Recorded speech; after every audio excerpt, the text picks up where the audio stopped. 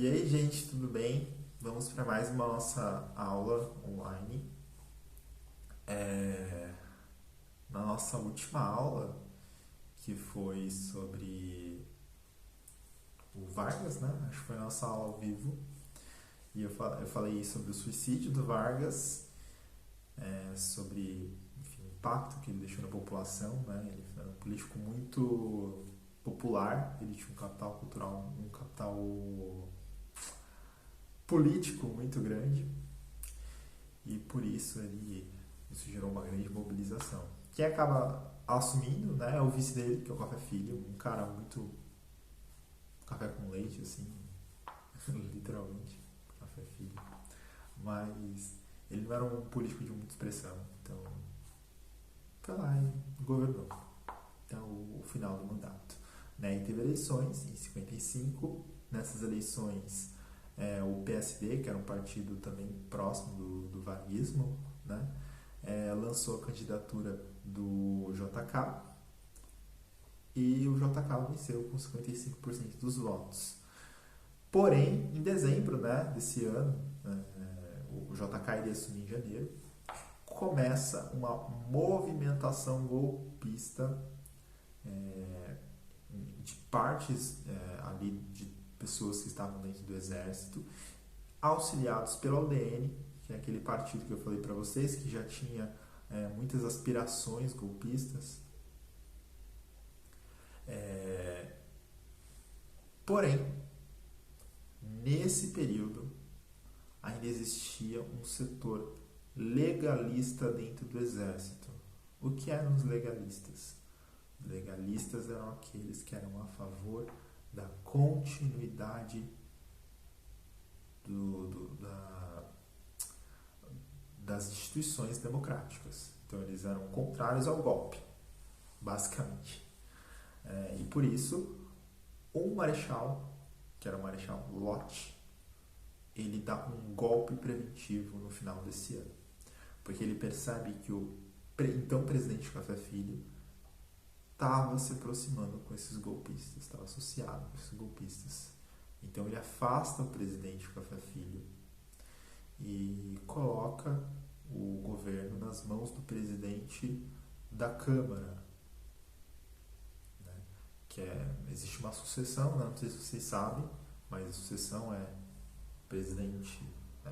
Se tem o presidente, se o presidente não pode governar, é o vice. Se o vice acontece alguma coisa, é o presidente da Câmara.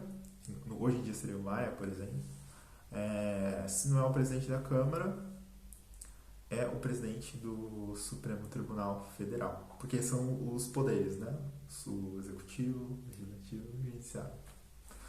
Mas enfim, aí ele dá o poder para o presidente da Câmara. Então, esse momento, você tem um golpe, é um golpe preventivo, mas ele foi dado pelos legalistas para manter a continuidade do sistema democrático. Então, novamente, a gente tem a UDN tentando dar um golpe e, novamente, esse golpe sendo frustrado.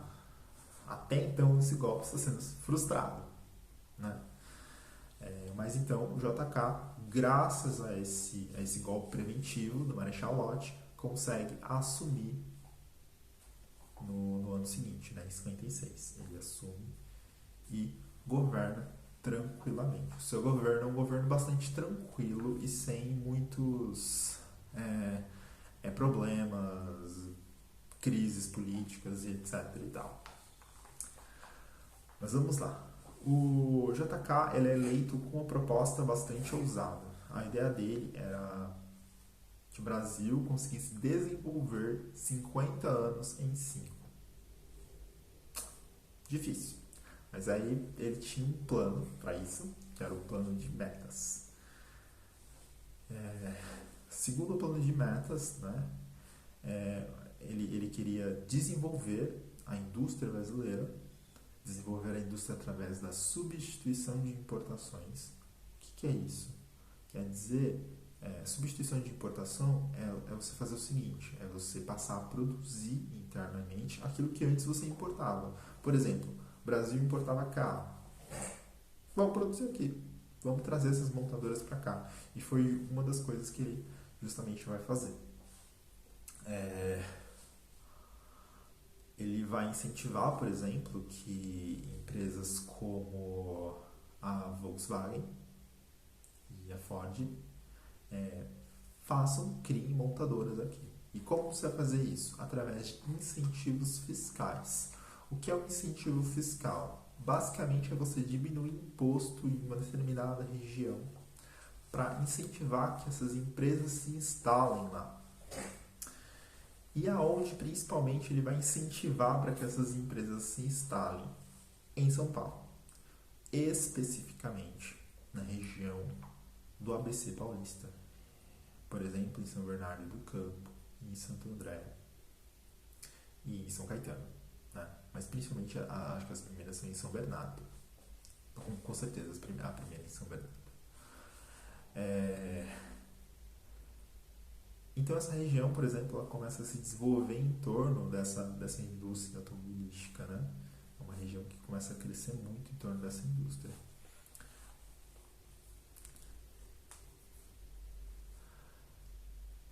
O governo do JK, aí uma outra informação importante, ele vai seguir uma linha de pensamento que vai ficar conhecida como nacional desenvolvimentismo. E tem uma relação muito grande com a indústria automobilística. Né? O que é o nacional desenvolvimentismo? Isso pode cair em vestibular e tal. É um assunto bastante importante mesmo, assim, vocês entenderem o que é nacional desenvolvimentismo. O nacional desenvolvimentismo, basicamente, se trata de um incentivo do Estado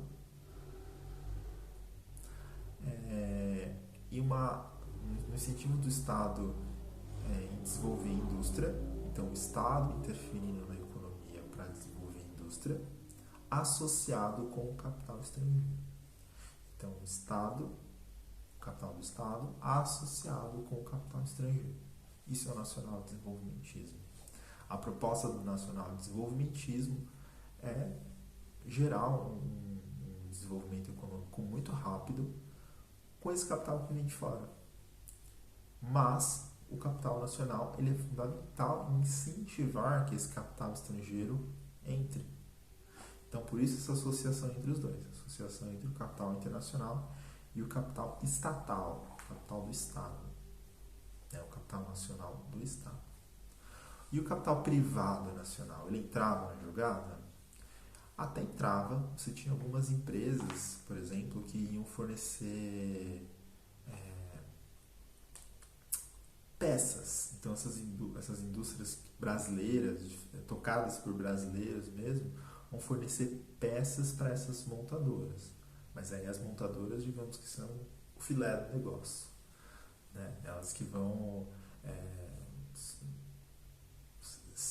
receber, né, esse apoio do Estado para produzir. Né? Essas montadoras existem até os dias de hoje.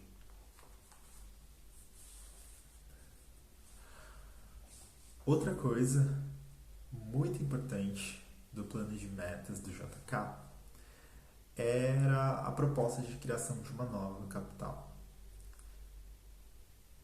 que deveria ser feita ali no Centro-Oeste. Até então a capital do Brasil era no Rio de Janeiro, né? E por que trocar a capital, né? Essa proposta, na verdade, de trocar a capital, a gente pode voltar até o Império. Né? Você tinha lá uma proposta que não foi para frente naquela época e nem nos anos seguintes, por muito tempo, de trocar a capital do Rio de Janeiro para uma outra região, uma cidade que fosse planejada. Mas isso nunca foi para frente. Mas por que o JK faria isso justamente nesse momento? Qual era a ideia dele? O que ele buscava com isso, primeiramente? A ideia dele era desenvolver a região Centro-Oeste, descentralizar o desenvolvimento no Brasil, porque o desenvolvimento econômico no Brasil estava centralizado próximo à capital, próximo ao Rio de Janeiro, região Sudeste. Então era você descentralizar esse desenvolvimento e você conseguir urbanizar, você gerar uma circulação para essa região mais do interior do Brasil. Né? E por isso construir a cidade no meio do nada, do Centro-Oeste. E realmente foi no meio do nada que eles resolveram construir a cidade. Mas existe uma outra proposta, um outro benefício, digamos, mas esse não declarado, em você trocar a capital do Rio de Janeiro para uma região no Centro-Oeste. É você, digamos que, fugir das grandes manifestações políticas, das greves, das passeatas e etc. e tal. Então, os políticos, digamos que eles estariam mais protegidinhos de toda essa coisa muvuca que pode acontecer em uma capital muito populosa, como é o caso do Rio de Janeiro. E de fato, isso se mostrou muito real, né? Esse isolamento de Brasília. E Brasília, né, foi feita essa proposta, ele não queria ele queria inaugurar a cidade no final do mandato dele. E para isso ele vai fazer alguns empréstimos para poder conseguir construir essa capital em tão pouquíssimo tempo, né, em 5 anos. Nessa época o mandato era de 5 anos. E vai também contratar um já famoso arquiteto, que é o Oscar Niemeyer, para poder planejar toda essa cidade. Então a cidade de Brasília, ela tem o formato de um avião, né? Não sei se você já viu. Ou um pássaro, depende do seu ponto de vista. Mas ela tem esse formato aí de um avião, uma ave, né? Com asas, né? E os bairros, né? Inclusive tem esses nomes, né? Asa Norte, Asa Sul. Só não sei se tem bico ou coisa do tipo, acho que não. Mas eu sei que a Asa Norte e a Asa Sul tem. E quem foi construir essa cidade? Quem foram as pessoas que foram construir essa cidade? Para além do famoso Oscar Niemeyer. A cidade ela vai ser construída por trabalhadores que ficam conhecidos pelo nome de candangos. São basicamente pessoas que estão migrando da região nordeste ou da região norte para poder construir a cidade. A cidade de Brasília ela foi construída em cima de muita violência também. Claro que é notório, né, que essas construções, essas megas construções, elas são muito perigosas, né? E muitos trabalhadores acabaram morrendo no percurso de construir Brasília. E quando a cidade finalmente é pronta, eles são excluídos da cidade. É uma cidade que já desde o seu início, desde a sua fundação, é uma cidade planejada, bonita, maravilhosa, e é uma cidade cara, né? É uma cidade cara até os dias de hoje. E é uma cidade muito difícil de andar a pé. É uma cidade feita para você andar de carros. Não é à toa também que está no mesmo período aí do desenvolvimento da indústria automobilística, né? Então, a prioridade feita para carros. Para onde vão essas pessoas? Ou grande parte dessas pessoas que ajudaram na construção da cidade do Rio de Janeiro, da cidade de Brasília, vão morar nas cidades ao redor, que vão formar grandes periferias, que existem até hoje, aí são periferias bastante violentas. São cidades que são periferias. São periferias de Brasília. Vocês provavelmente já devem ter ouvido a expressão cidade dormitório. Se vocês não ouviram essa expressão, vocês busquem ela em geografia, porque isso cai muito no vestibular. Já vi questão de segunda fase, já vi um monte de questão sobre isso. O que é uma cidade dormitório? É uma cidade em que geralmente a pessoa vai para dormir mesmo, e ela sai para trabalhar e vai para a cidade grande. É o caso de Francisco Morato, por exemplo, que a gente tem aqui próximo. Francisco Morato, Caieiras, Franco da Rocha, são cidades dormitório. E essas cidades que se formam em torno de Brasília são cidades dormitório. As pessoas geralmente vão para trabalhar em Brasília e voltam para casa. E quem mora mesmo em Brasília é quem tem muita grana e é funcionário público. Geralmente é essa a regra. Mas voltando ao governo JK, para poder fazer esse incentivo à industrialização, da indústria automobilística, e também para construir Brasília, o JK ele vai fazer uma porção de empréstimos e ele acaba por se enrolar, né, em Brasil em diversas dívidas externas, o que faz com que a inflação cresça muito no final do seu governo. Então, existe uma grande contradição do governo JK. Ao mesmo tempo que ele foi um governo que realmente conseguiu industrializar o Brasil muito rapidamente, não sei se exatamente 50 anos em 5, né? Mas de fato a gente tem um aumento fantástico do PIB em pouco tempo. Porém, isso produziu desigualdades. A região de São Paulo foi a grande beneficiada com a indústria automobilística,